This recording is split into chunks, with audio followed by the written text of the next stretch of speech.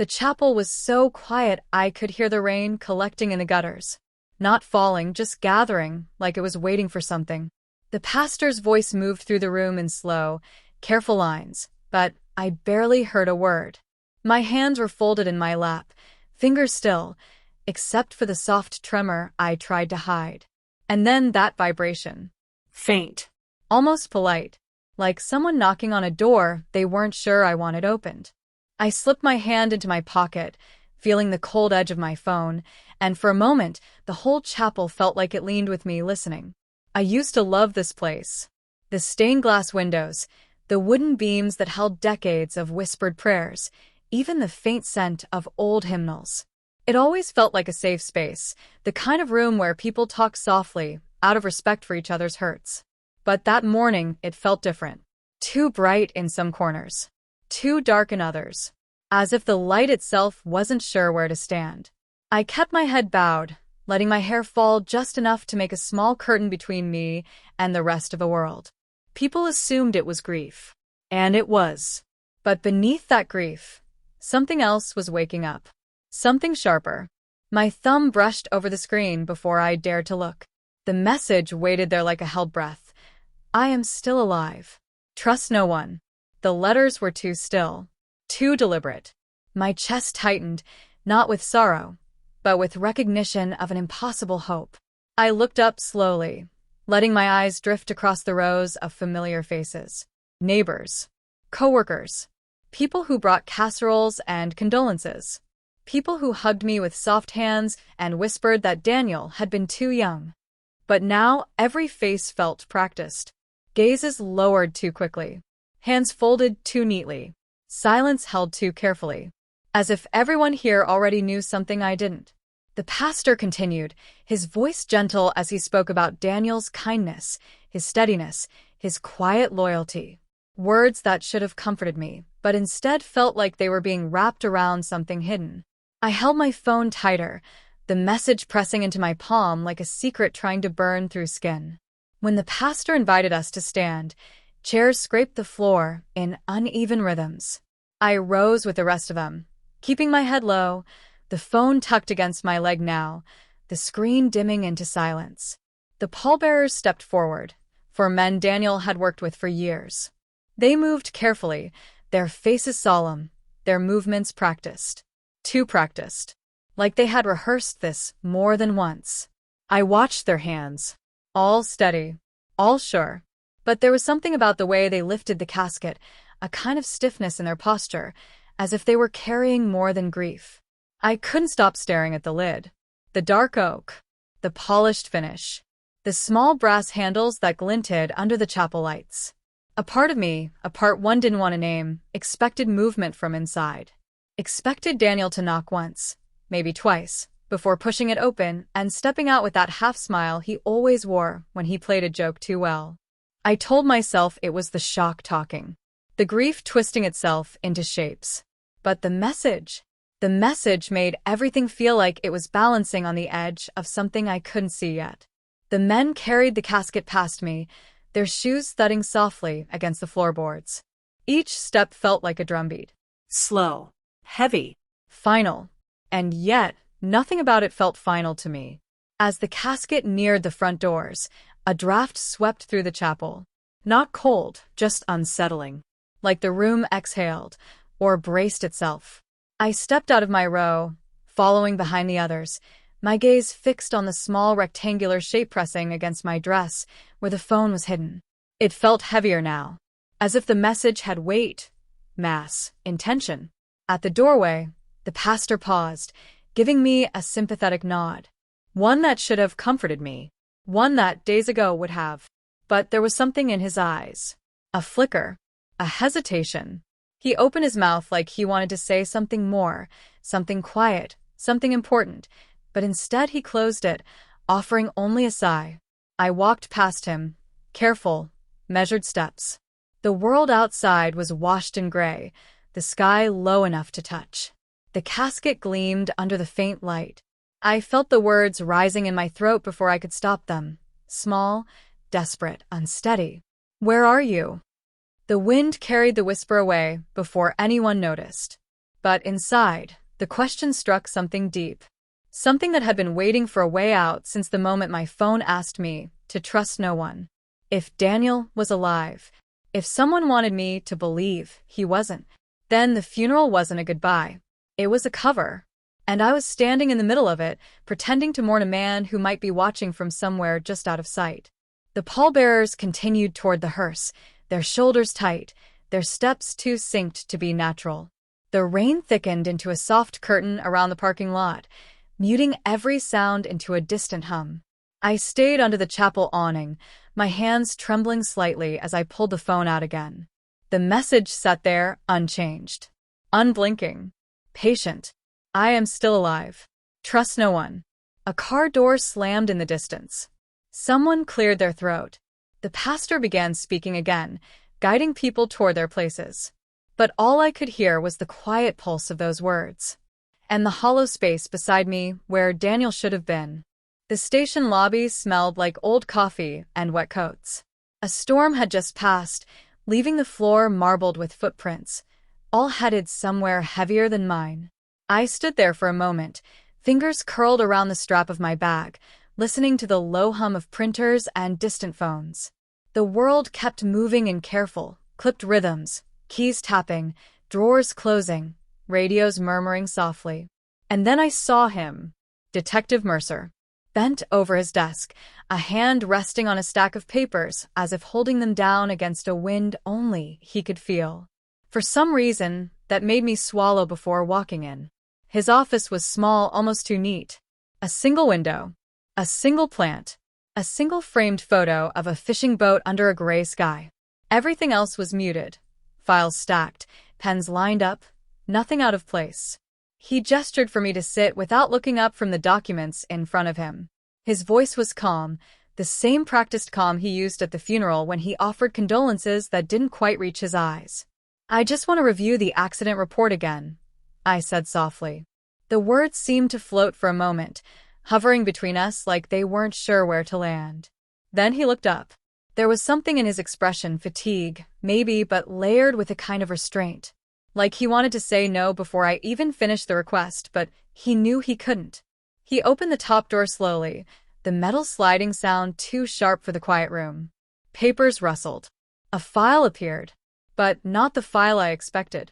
He kept a hand on it, fingers pressing lightly on the manila cover. "You've already seen this," he said, "but if it helps." He handed it to me as if offering a delicate object, something breakable. But as I opened it, I already knew. Nothing new was inside. Nothing real, anyway. Just a few pages of tidy facts, clipped statements, and a conclusion written too firmly. An accident. A tragic one. Case closed. But the corners of the papers were too crisp, too untouched. Like this file had never been used except for me. I kept flipping through the pages, though each one felt like a dead end. Mercer sat across from me, hands folded, eyes steady. His gaze didn't wander. It didn't soften. It just stayed watchful. "Something wrong?" he asked, but the question felt rehearsed. I lifted the report slightly. "This is everything?" He nodded once. "Everything." But his eyes flicked, quick, thin, almost imperceptibly, to a gray filing cabinet behind him. The second drawer from the top. The motion was so small I might have missed it on any other day. Just a glance. A tightening of his jaw afterward. I closed the folder gently. "Detective, there was something else. Something that happened at the funeral." He straightened almost imperceptibly. "Oh." I hesitated. Not because I didn't want to tell him, but because I knew the moment I did, something between us would shift. "I got a message," I said, "from an unknown number." His expression didn't change at first. Not a blink. Not a twitch. But then it did, not bigger but deeper. A tightening around the eyes. A stillness in the shoulders. "What kind of message?" he asked. I swallowed. It said he's still alive. For a long moment he didn't breathe. Then he leaned back slightly, letting out a controlled sigh, the kind people use when they already know the script they're supposed to follow. "Grief can make the mind play tricks," he said. "Sometimes we hear things that aren't there, or see patterns that feel meaningful. His tone was gentle. Too gentle. Like someone soothing a frightened child. But the softness didn't reach his eyes. I set the report down on his desk. The thud was softer than I intended, but it startled him anyway. A tiny flinch, a flicker too real to hide. I didn't imagine it, I said, my voice quieter than before, but steadier. Someone sent that message.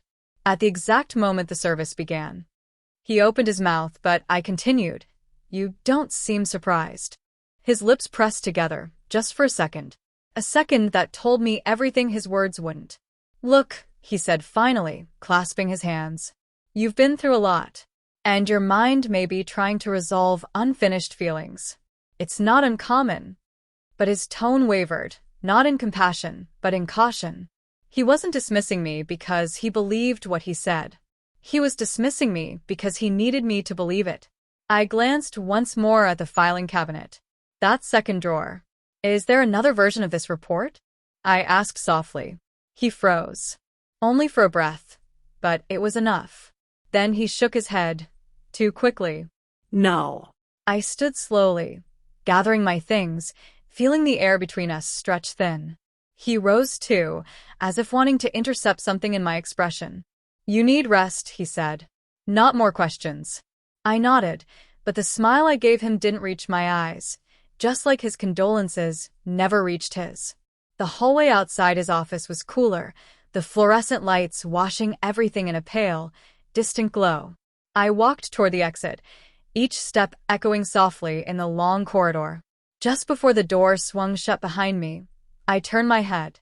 Through the small window, I saw Mercer leaning close to another officer, whispering something low and quick. The other man's face tightened. Both of them shot a glance toward the cabinet. That second drawer.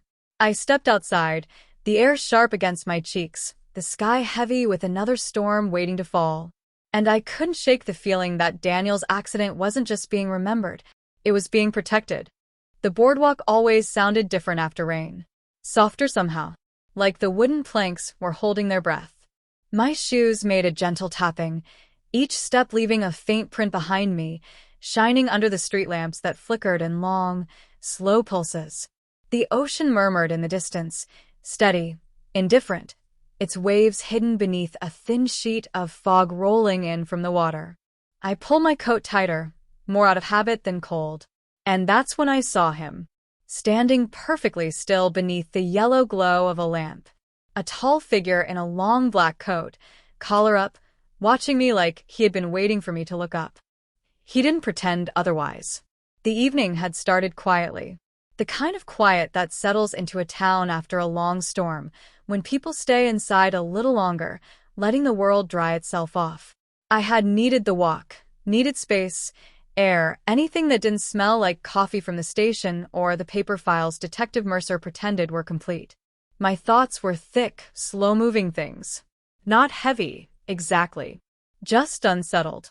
The fog came in low along the boardwalk, brushing against my ankles, slipping between the rails.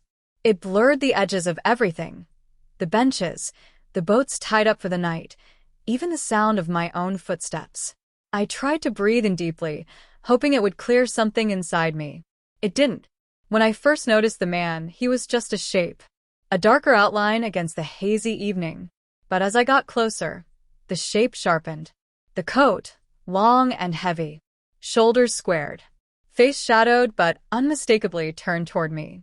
He wasn't pretending to check a phone, or smoke a cigarette, or simply wait for someone. He was watching, just watching. And even though I couldn't make out his expression, I felt it, like a thread pulling tight between us. One step, then another. My pulse didn't quicken, but something inside me shifted, a kind of awareness that had nothing to do with fear and everything to do with instinct. I slowed without deciding to. My feet simply moved less surely, like they were testing the ground beneath them. The man didn't move at first. He stayed exactly where he was, framed by the halo of the street lamp behind him. The light made it hard to read his face, but I saw the outline of his chin lift slightly, as if he was acknowledging me. And then he stepped back. Just one step. But the fog swallowed him like it had been waiting for its cue. I stopped completely now, my breathing small in my chest. The boardwalk felt larger around me, the air heavier. I stared into the fog, expecting him to reappear on the other side, to have shifted positions like a trick of the light. He didn't. The lamp flickered once, sending a thin stretch of shadow across the wet planks. I listened for footsteps, something, anything, but heard only the soft wash of the ocean and the wooden groan of the boards beneath the shifting tide. The spot where he'd stood was empty. Clean. Untouched. For a moment, I thought maybe I'd imagined him. That grief was sculpting shapes out of fog and fear. But my body knew better. The chill that ran along my ribs wasn't the kind that comes from cold air. It was recognition. Deep, quiet, unwelcome recognition. I drew in a breath that didn't feel full and forced myself to walk again, each step a little faster than the last. By the time my house came into view, the sky had dropped into a deeper gray. The porch light was still on, a soft, familiar glow I'd always associated with Daniel coming home late from work. But tonight it felt distant, dimmer than usual. I climbed the steps with a hand already reaching for my keys, scanning the street behind me. No one followed. No coat. No collar. No tall silhouette leaning out of the fog. Still, I unlocked the door quickly and stepped inside fast enough that it felt like retreat rather than arrival. The moment the door shut behind me, silence swept over the house. Not comforting silence. Not the kind that fills a home. This was heavier. The kind that settles in corners and waits. I locked the door. Then I locked it again. The metal clinked softly under my shaking fingers. I'd never double-locked anything when Daniel was alive. He used to tease me for leaving the door half open sometimes, saying the wind visited more often than our neighbors. And it was true. I'd always felt safe here, in ways I never thought twice about. But tonight, I slid the deadbolt across with a slow, firm click. Then checked it again.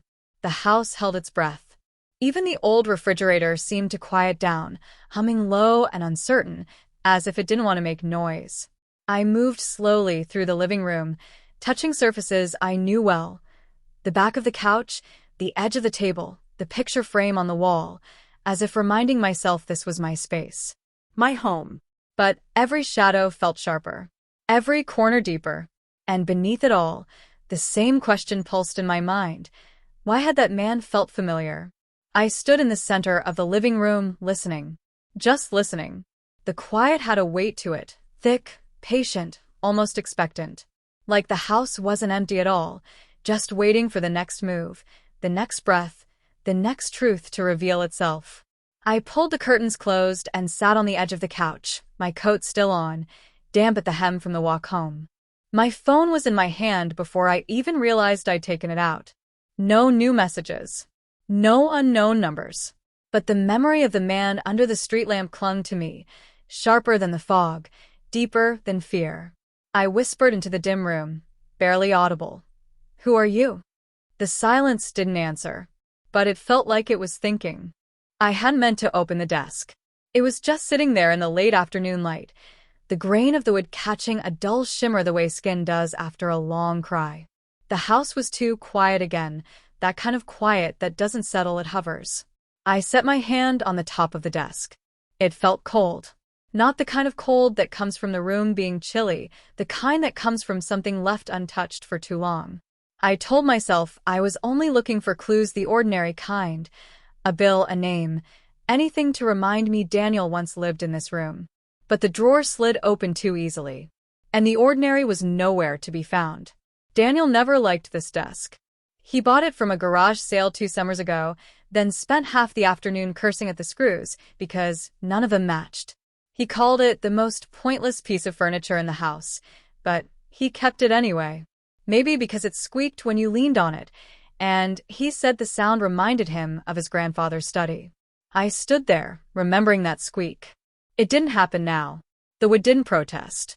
It felt cooperative, almost eager. Like it wanted me to find something he had never meant to show. Inside the drawer were the usual things: rubber bands, folded receipts, 2 dried-up pens, the ordinary clutter of an ordinary life. But as I pushed my fingers toward the back, The tips brushed against something that didn't belong. Something too smooth, too still. The panel gave way with a soft click that sounded so much like a held breath giving up. Behind it was a thin black notebook. Plain cover. No title. The kind you buy when you want to keep your thoughts from the world, or maybe from yourself. My fingers hesitated around it. The air felt heavier, as if the room knew what I was about to learn. The first page crackled when I opened it. Daniel always wrote fast, but never messy. His handwriting used to be bold, confident strokes, each letter with its own square shoulders. These weren't like that. The letters looked rushed, skittish, as if he'd been glancing at the door every few seconds while writing. At the top of the first page, a date. 1 week before the accident. A day he told me he'd spent at work, bored, wishing the hours would move quicker. But the note said something else entirely. Meeting. Just that word at first. Underlined twice. Then beneath it, don't trust them. My throat tightened. I lifted the notebook closer, as if distance had been blurring my understanding. It didn't help. Page after page, the same choppy writing. Sentences that began with urgency and ended in nothing. Have to be careful. They said it wasn't my concern. Someone watching. Each thought cut short, as though something or someone had interrupted him. I kept turning pages, faster now, until I reached the last one. The page where the words no longer formed real sentences. Where fear had its hands over his own. If anything happens to me, the sentence broke off. Midline. Mid-breath. Nothing on the rest of the page, but the faint drag of a pen that had been pulled away too quickly. I pressed my thumb over the unfinished sentence, tracing the indent, as though I could feel the vibration of his last moment writing it. Daniel had never been the fearful type. Cautious, yes. Quiet, often. But fear, that was something he used to joke about. Life's too short to live scared, he'd say, usually right before doing something reckless that made me roll my eyes and laugh into my hands. But this was the handwriting of a man cornered. A man who didn't trust the air around him. I read the final line again. If anything happens to me. The dash felt like a fall. A cliff he never got to finish climbing. The room seemed to contract around me. The walls drawing closer. The ceiling lowering just enough for me to notice.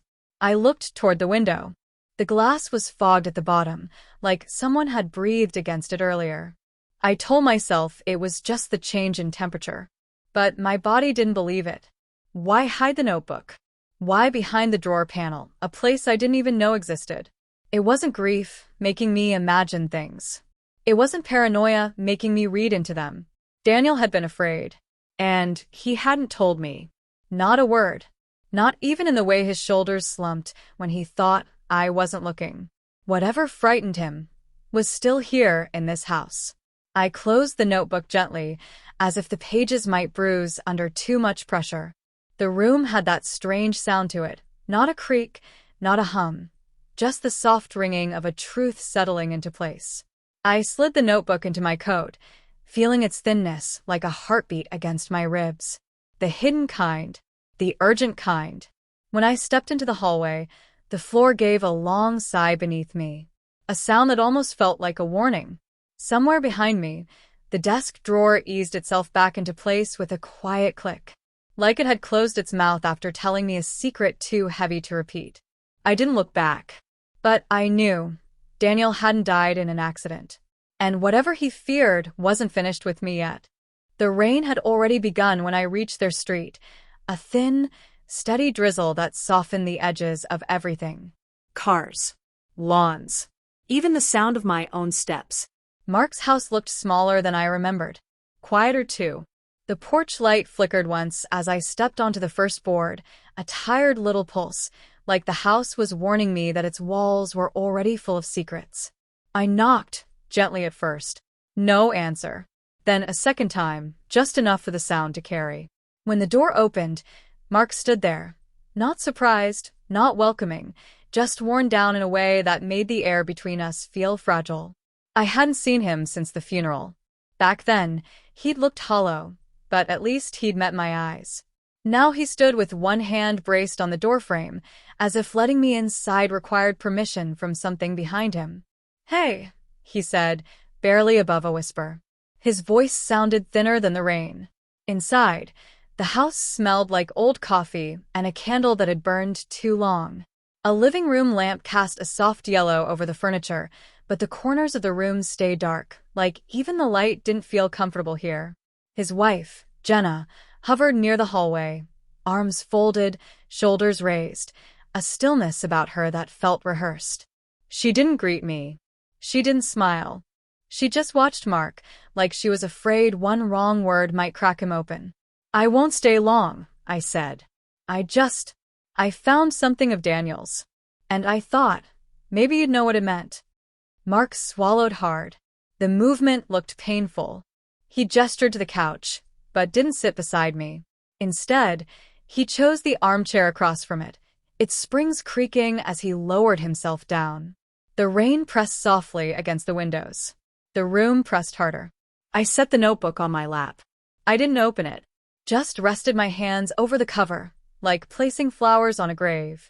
"Mark, he wrote this the week before." I let the sentence drift off. It didn't need finishing. He stared at the notebook as if it might open on its own and reveal something he'd been trying very hard not to remember. "You were the closest to him," I said. "You must have known something was wrong." Mark didn't answer right away. His knee bounced once, then stilled. He leaned forward, elbows on his thighs, eyes fixed on the floor between us. "He wasn't sleeping," he said at last. "I don't know if he ever told you that." No. The word came out quieter than I intended. He'd show up to work looking like he'd spent the night running laps. Hands shaking, eyes red. He kept saying he was working through something, but wouldn't say what. Jenna shifted in the hallway, one small step, then stillness again. Her breath caught faintly, like she couldn't decide whether to interrupt or hide. I opened the notebook just enough for him to see the jagged handwriting. Mark, he was scared. Really scared. What was he involved in? His face tightened. Not with anger. With a kind of sorrow that didn't want to be spoken aloud. "I can't," he murmured. "Please don't ask me that." The room went so quiet the rain became the only voice left. A steady whisper against the glass. Mark didn't look at me. His fingers dug into his knees, knuckles whitening, as if his body was bracing for a memory he couldn't bear to hold. "Daniel told you something?" I said. It wasn't a question. "I know he did." He shook his head, but it wasn't in denial. More like someone trying to shake off a pain lodged too deep inside. "He was caught up in something at work," he said finally, voice cracking at the edge. "He shouldn't have been. He knew that." He tried to back out. My chest tightened. Back out of what? Mark shut his eyes. The lids trembled. Jenna stepped closer this time, resting a hand on his shoulder with a firmness that looked more like fear than comfort. "That's all I know," he said. "Please. Don't make me go further." I felt something shift then, not in the room, but in him.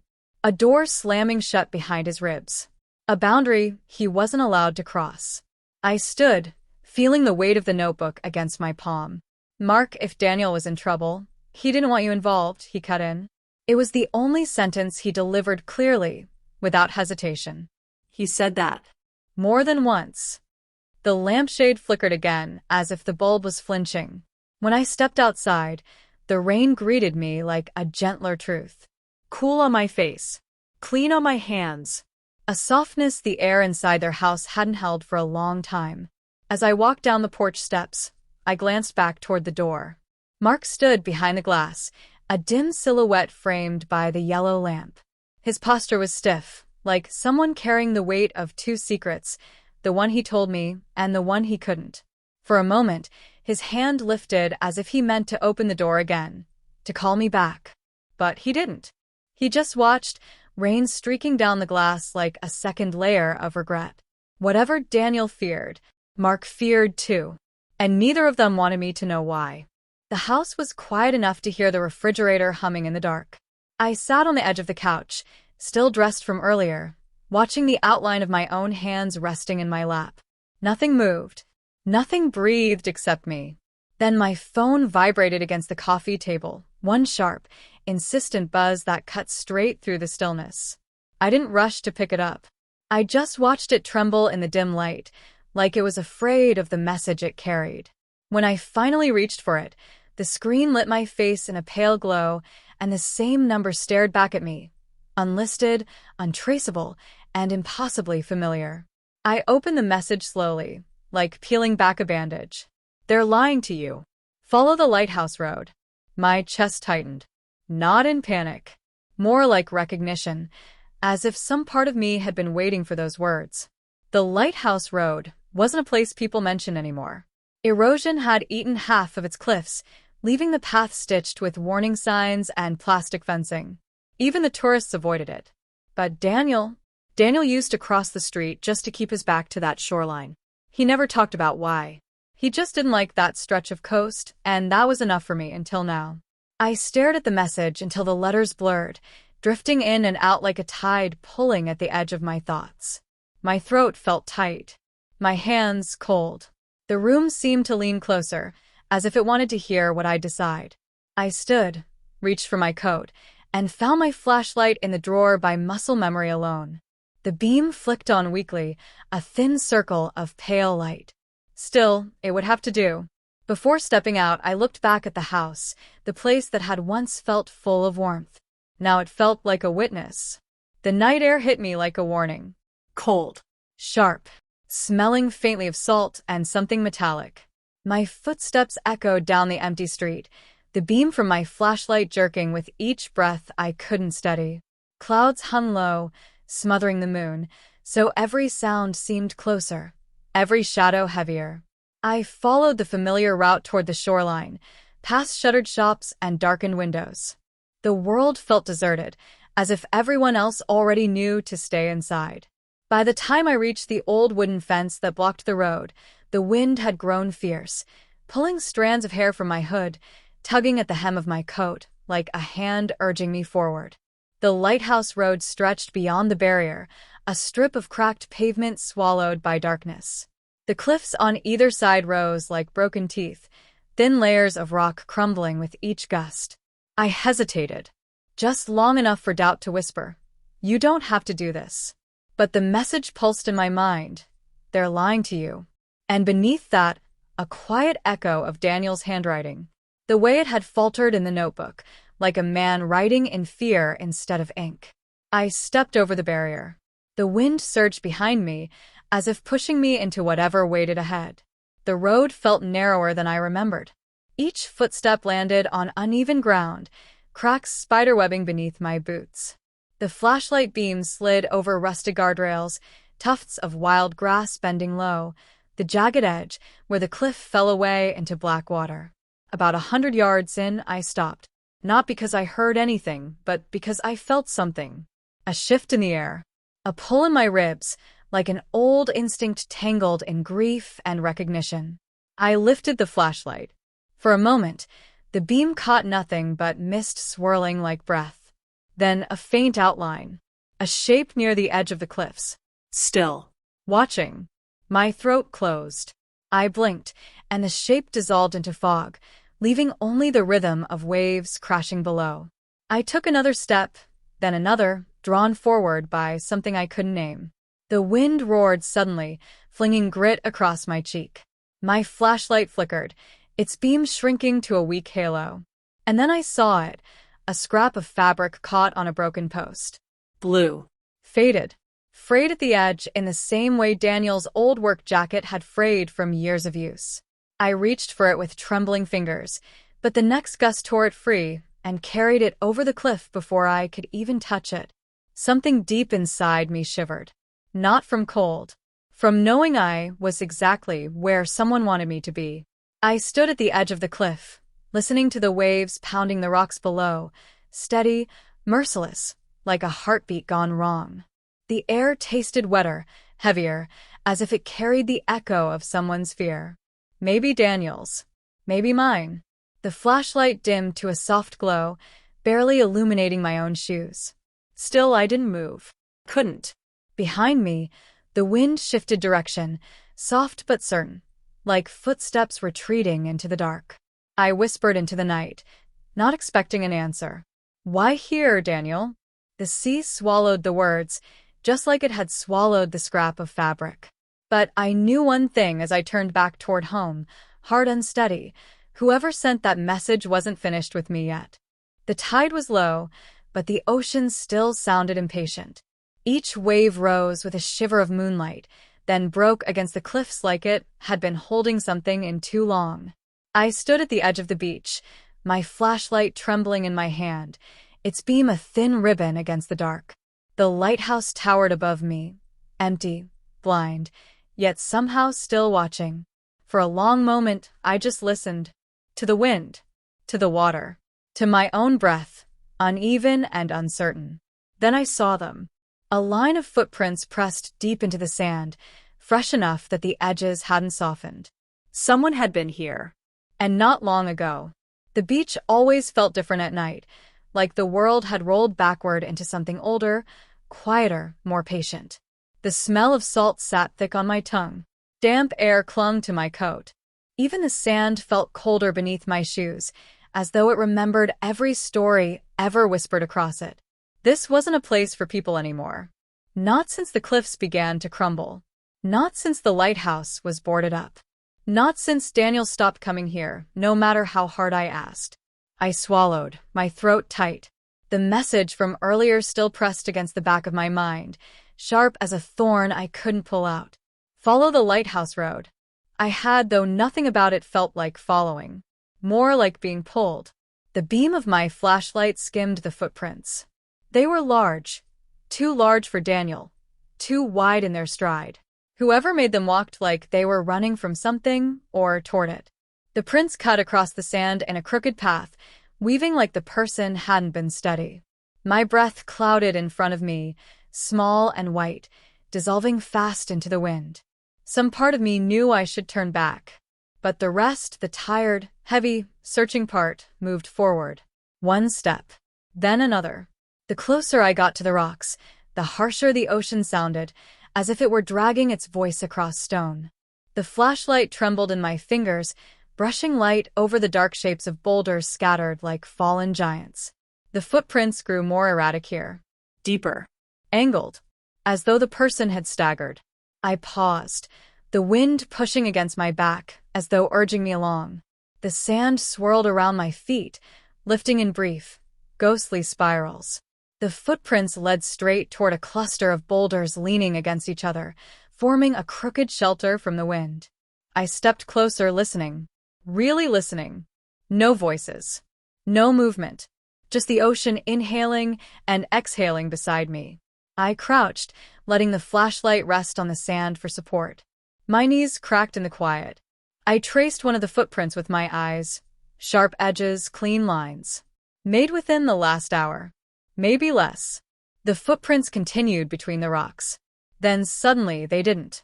They stopped as cleanly as if the person had lifted into the air. I straightened slowly, every nerve tightening in my chest. The beam of light swept the rocks, the sand, the narrow spaces where shadows hung too still. Something was wrong here.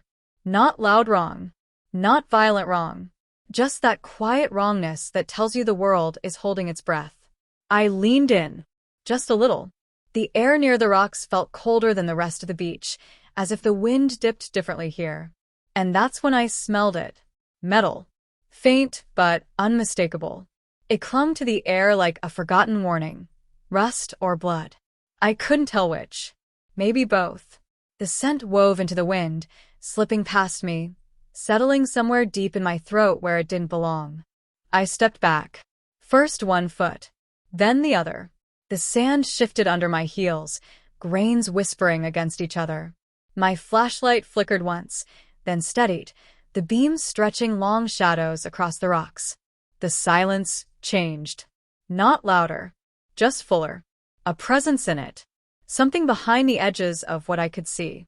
I turned slowly, trying not to make sudden movements, as if the dark could sense fear the way animals do. The beach was empty. But it didn't feel empty. The wind paused. The waves seemed to wait before breaking. I felt it then, that unmistakable pull at the back of my neck, like someone's gaze sliding over me. Not in front. Not in the rocks. Somewhere behind. Close enough that the hair along my arms lifted. My throat tightened. My grip around the flashlight slipped just a little. I wasn't alone. And whoever had left the footprints, they hadn't left at all. I didn't run. I don't know why. Maybe fear has its own kind of gravity. I stood there, feeling the weight of the unseen settle around me like a damp blanket. The ocean roared again, louder this time, throwing salt into the air as if trying to warn me. My light swept across the sand, the cliffs, the path leading back. Nothing moved, but the feeling stayed, the certainty of breath that wasn't mine, of footsteps waiting to be taken. Somewhere behind me, a small pebble skittered across rock. Just once. Just enough. I exhaled, slow and shaky, the sound almost lost to the wind. Whoever had been here, they were still here, and they were waiting for me to notice. The house was quiet enough to hear the hum of the refrigerator, that low, steady sound that always felt like someone thinking in the next room. I sat at the kitchen table, the old wooden one Daniel insisted we keep even when the legs started to shake. A shoebox of photos lay open in front of me, its edges soft from how many times I'd pretended not to search through it. The lamp above me flickered once, settling into a warm, tired glow. I breathed in. Paper. Dust. Something like old summer air trapped between the pictures. And then I saw his face again. Not in real life, just in memory. Enough to make my fingers tighten around the first photograph. It had been hours since I'd come back from the beach. Sand still stuck to the soles of my shoes, the ocean's roar still resting somewhere deep in my ears. I should have tried to sleep. But sleep felt too close to trust, and trust had been slipping through my hands like water for weeks. So I sat there, barefoot on the cold tile, flipping through Daniel's old photos one by one. Birthdays. Work events. Picnics where we pretended the ants weren't biting us. Moments that used to feel too small to keep, now suddenly too big to throw away. I wasn't looking for nostalgia. Not tonight. I was looking for him. The man from the boardwalk. The one whose footprints had vanished into the rocks as if the earth itself had claimed him. The one who had been waiting. My fingers moved slower with each picture, as if they knew something my mind didn't want to face. Every face I passed through stared back with familiar warmth or forgotten smiles. Until one didn't. On the edge of a photo from a company event, Daniel standing with his awkward half-smile. There he was. A blur at first. A shadow near the back. But unmistakable. I pulled the picture closer, letting the lamplight catch it just right. Daniel stood near the center, hand raised mid-wave, as if the camera had surprised him. His co-workers crowded around him, ties crooked, dresses wrinkled from the long evening. But my eyes weren't on them. They stayed fixed on the corner where the stranger lingered, half obscured by another man's shoulder. His coat dark. Collar turned up. Expression unreadable even in the blur. I swallowed. My thumb brushed its edge, smudging a bit of the glossy surface. The picture trembled slightly. Not from the wind, not from the house, but from me. I laid the rest of the stack aside and set the photograph flat on the table. Then I reached for my phone and zoomed in, my breath held without meaning to. The pixels broke apart, then reformed just enough to shape his face. Those eyes, sharp, watching the room instead of participating in it. Like he wasn't a guest. More like a witness. It wasn't just that he was present. It was the way he stood. Still. Too still for a candid photo. The same coat.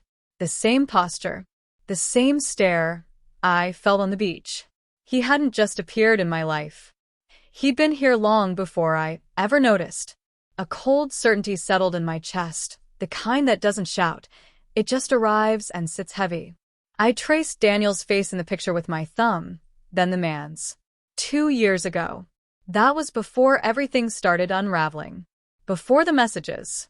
Before the Lighthouse Road became a command instead of a place.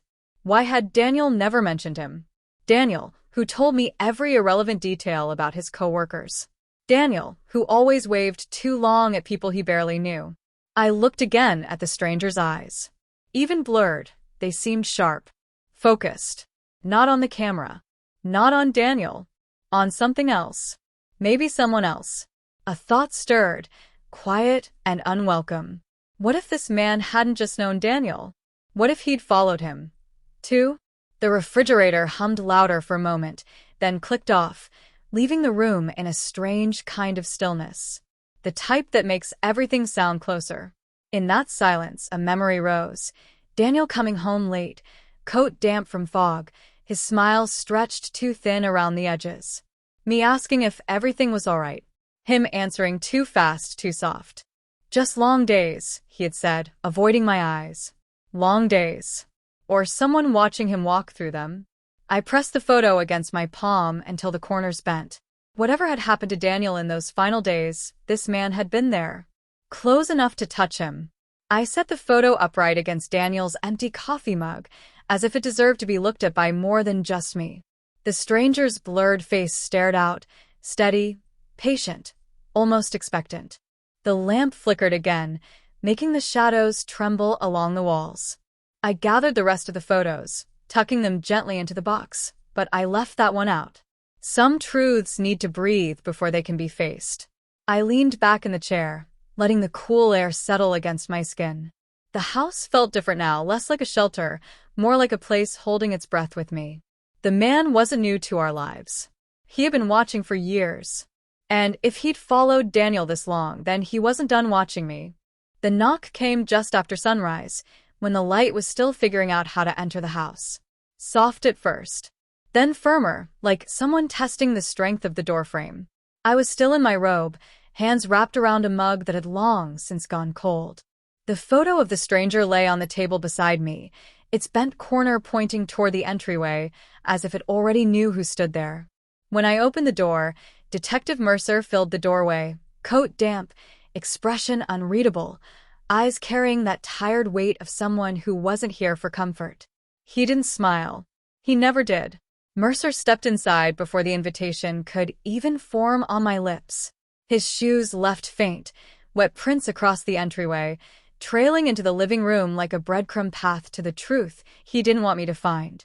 "Just want to clear the air," he said, but his tone had the tightness of someone preparing for an argument, not easing one. He walked slowly, methodically, glancing at my bookshelves, the photographs, the coat still draped over the armchair from last night's cold walk home. His gaze paused on Daniel's empty mug, just for a heartbeat. Then he moved on. I followed him with small steps, my robe brushing the floor, the morning air cool against my skin. There was something about Mercer's presence, like he carried rain clouds with him, even indoors. He stood by the window, hands in his pockets, eyes focused on something outside, or avoiding something inside. "You've been busy," he said quietly. Not a question, not an accusation, but something close. The room felt smaller with him there, like the walls had learned how to listen. I sat on the edge of the sofa, the cushions sinking under my weight. Mercer stayed standing, shoulders tight beneath his coat. "You need to stop digging into things that don't concern you," he said. He didn't raise his voice. He didn't have to. The words came out smooth, practiced, like he'd rehearsed them in the car. "That's what you came here to say?" I asked. My voice sounded smaller than I intended. He turned finally, looking at me with eyes too tired for this early in the morning. "It's for your own safety." The phrase felt heavy, like it had been handed to him to deliver, not chosen. Something scripted, something worn. My heart thudded once, slow, deliberate. I reached for the photo on the table, sliding it toward him with a soft scrape. The man in the background stared up at both of us, even from 2 years ago. Mercer's jaw tightened the moment he saw it. Not surprise. Recognition. He didn't pick it up. He didn't need to. His eyes had already absorbed every detail. "Where did you get that?" he asked, voice low. "Daniel's things," I said. He was there. With him. Back then. The clock on the wall ticked once. Too loudly. Mercer didn't blink. He just stared at the photo like it held a memory he didn't want to claim. "It doesn't matter who that is," he finally said, but the strain in his voice betrayed him. "It matters to me," I whispered. Mercer stepped back, running a hand over his face like he wanted to wipe the moment away. "You're connecting dots that aren't meant to be connected." Meant to be. Not shouldn't be. Not don't exist. Meant to be. I watched him shift his weight, his gaze drifting to the doorway as if escape had suddenly become urgent. Look, he continued. Whatever you think you know, stop. It won't bring Daniel back. He didn't say his name often. Hearing it from his lips felt like someone pulling an old wound open with gloved hands. Did you know he was being watched? I asked. The question hung between us, fragile, trembling. Mercer didn't answer. Not with words. But his eyes, they flicked toward the window, the yard beyond it, the street where cars passed too slowly this time of morning. It was enough. Enough to say he knew something. Enough to say he wouldn't tell me. He moved to the door, pulling it open with a sharp motion. Cold air rushed in, brushing my ankles. As he stepped out, he spoke without turning back. I can't protect everyone. The phrase landed like a dropped stone. Small, but heavy enough to ripple through everything I thought I understood. Protect from what? From whom? And why did it sound like he was already leaving me behind? The door shut with a soft click, sealing the chill inside. I stood there for a long moment, staring at the empty space Mercer had left.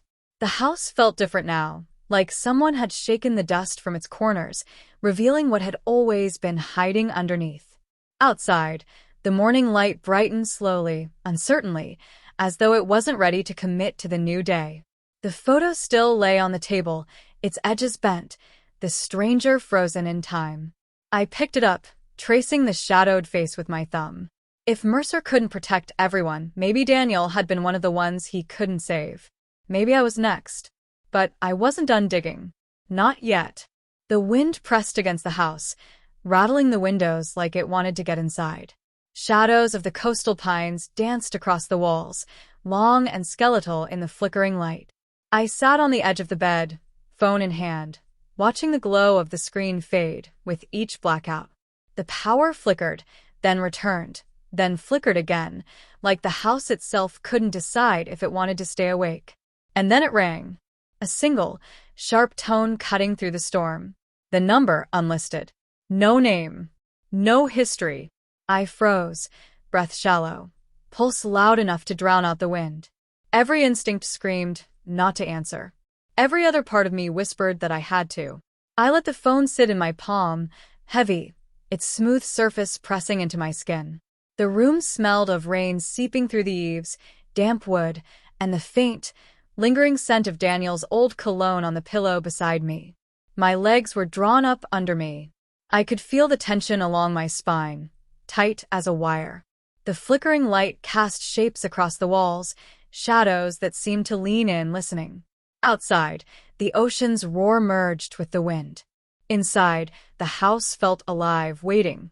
I remembered the man on the boardwalk, the footprints on the sand, the photograph of the stranger staring from Daniel's past. All of it had led here, to this night. The unknown number pulsed in the corner of my vision, silent but demanding attention. I could feel my pulse racing, a low thrum echoing in my ears. The world had narrowed to the phone in my hand, the quiet rhythm of my breath, the uncertainty pressing at the edges of the room. Finally, I made a choice. I pressed the green button. The line connected, and for a long moment, there was only the storm outside and the low hum of the electricity. Then soft, distorted, trembling, my name. I jerked the phone closer. The voice was strained, almost breaking under the weight of something unspoken. Familiar. Impossible. Like Daniel and someone else folded into one. "I'm sorry," it whispered. Every word trembled, carrying the ghost of something he might have said years ago. "I didn't want you in this." The words scraped across my chest. Not fear. Not panic. Something heavier, recognition. The ache of knowing someone you love is tangled in something you can't reach. I wanted to speak, to ask questions, to hear more, but the voice didn't wait. It disappeared abruptly. Just like that. The line went dead. Silence fell over the room, punctuated by the soft, steady hum of the dying electricity. I lowered the phone slowly, as though the act itself might protect me from what I didn't understand. Tears burned in my eyes, not from fright, but from the sudden, unbearable familiarity. From the voice that had been both Daniel and not. From the truth that felt like it was slipping just out of reach. I sat in the dark, letting the shadows fold around me. The storm outside rattled the windows, a reminder that the world hadn't paused for this moment, for the voice that had touched something inside me. The wind carried the scent of salt and wet earth through the slightly open window. I could feel it brushing against my skin, the way Daniel's hands used to brush against mine on foggy mornings, cold but grounding. I pressed my fingers to my eyes, tracing the lines of tears I didn't notice forming. Was it him? Or someone else? I thought about the notebook he'd hidden, the footprints on the sand, the man in the photograph. All the warnings, the gaps, the silences he left behind. The realization settled like a stone in my stomach. If it had been Daniel, he had chosen to reach out in the only way he could. If it hadn't, then someone knew exactly how to make me believe he was still here. My hands shook, holding the phone loosely. Every shadow in the room seemed to twitch, to move just beyond the corner of my eye. The storm roared louder, matching the pulse in my ears. I wasn't safe. I wasn't even sure the truth had a shape I could recognize. And yet, I had to follow it. The wind slammed the shutters, a final, sharp gust. The light flickered one last time before going out completely, leaving me in darkness with the faint outline of the phone in my hand. I set it on the nightstand, not daring to move. The room smelled of rain, salt, and the faint trace of Daniel lingering in the corners. Outside, the storm's rhythm slowed, hesitant. Inside, the silence pressed against my ears, heavy and waiting. Had it been Daniel? Or someone else? Testing me? Warning me? Haunting me? I hugged my knees, leaning against the wall, listening to the faint drip of water from the eaves. The ache of recognition lingered, sharp and intimate. And somewhere in the distance, the ocean whispered, carrying the storm and the unanswered questions far out into the dark. The sky was bruised, the kind of deep gray that promises both night and dawn at once. I walked along the wet sand, boots sinking slightly, the ocean hissing at the edges of my path. The lighthouse loomed ahead, skeletal and silent, its white paint peeling in the wind. I pulled my coat tighter, the collar stiff against my neck. At the base of the cliffs, something caught my eye, metal glinting under the first hints of morning light. A hatch, half hidden, rusted but recently scratched. The smell of salt and iron rose from it, sharp and unmistakable. I knelt, pressed my hand against the cold metal. The weight of everything unsaid pressed down on my shoulders. And then, slowly, I lifted it. Inside, the stairway smelled of damp stone, something like earth that had been breathing under the sea for centuries. The single flickering bulb cast uneven light across the walls, making the shadows twitch like living things. My heart was loud in my ears. Each breath sounded too big for the small space. I could feel the tension coil in my stomach, tight as wire, but I couldn't stop moving. I thought of Daniel, his notebooks, his messages, the way he'd always warned me to trust no one. The memory of his hands brushing mine warm, so alive even when the world outside was cold. It hit me that this place, these cliffs, had held secrets he never let me see. I stepped carefully, boots scraping the stone. Every sound echoed. Every shadow looked like someone else. And yet, something guided me, an intuition stronger than fear. The hatch, the stairway, the darkness, they were not obstacles. They were a path, and I had to follow it. Halfway down, I heard it, a footstep, deliberate, retreating. It wasn't hurried. It wasn't panicked. It was practiced, as if whoever it belonged to had walked these tunnels many times before. I stopped, listening. The echo bounced off the stone, stretching the space. The smell of metal, sweat, and damp stone filled my nose. I wanted to call out. I wanted to demand someone show themselves. But my voice felt like it would shatter against the walls. I moved slowly, each step measured. The stairs narrowed as I descended, my fingers trailing along the rough stone. The flickering bulb overhead made the shadows twitch, stretched my imagination thin. And then I heard it again, another footstep, stopping briefly just ahead. I pressed my body against the wall, waiting, listening. The echo faded, leaving only the hum of the bulb and the distant crash of waves against the cliffs. Somewhere in the darkness, someone was watching, retreating, letting me follow. The tension pressed against my chest, heavy but quiet. And yet I kept moving. At the final landing, the tunnel widened, the air warmer, smelling faintly of oil and rust. A shadow moved at the far end, tall, silent, waiting. My throat was tight. My hands shook. I whispered, barely audible, "Daniel?" The shadow paused. It didn't move closer. It didn't run. It just stood there, as if letting me decide what I believed. I stepped forward, the light from the bulb flickering across the rough stone floor. Every heartbeat sounded like a drum, slow and deliberate. I remembered the messages, the warning, the calls, the notebooks. Had he led me here? Or was this someone else? Someone who knew exactly how to pull me through his traps? The shadow shifted slightly, enough to reveal a shape I almost recognized. The coat, the posture, the presence.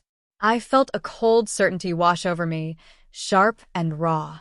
Everything I thought I knew about Daniel, about the accident, about the world we lived in, every piece of it, was about to change. I stopped a few feet away, chest heaving. The shadow didn't speak, didn't move. But the space between us trembled with unsaid words, with questions too heavy for the air to carry. The bulb flickered once more, casting the shadow long and thin across the stone floor. I stepped closer, and the air smelled of salt, iron, and something I couldn't name. I whispered again, "Daniel." The shadow didn't answer. But the presence, the recognition, the weight of everything unsaid, it filled the tunnel like it had been waiting for me all along. The ocean crashed in the distance, loud, patient, indifferent. I realized the truth was here, somewhere in the dark, waiting for me to claim it, or run from it. And as the light flickered again, I understood. Whoever or whatever stood at the end of this tunnel would decide whether I found Daniel or the lie I'd been living.